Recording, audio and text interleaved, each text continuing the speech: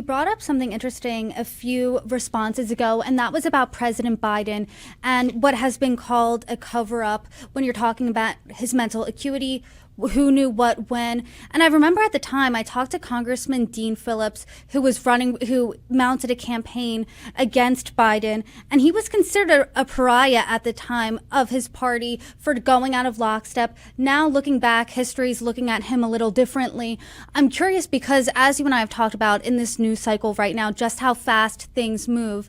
Do you think voters will think about that and care about that in 2026? Well, Brittany, look, as you know, campaigns result in billions and billions of dollars in messaging across the country.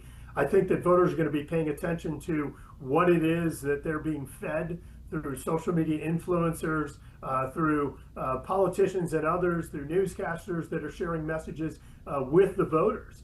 And I do think that you're going to see Republicans remind voters about the complacency that Democrats had during the Biden administration, the blind faith that they were putting in that administration, and connecting it to the real pain that was being incurred by American families' budgets all across this country, with their inability to cover bills that they were paying, critical things like groceries, like utilities, like rent and mortgage payments. And so I do think that Republicans will help to remind voters about what happened during the previous administration. And of course, Democrats will be focusing on things like health care and things like affordability, trying to paint Republicans as being irresponsible in that space. But I think Republicans have great talking points back in the other direction.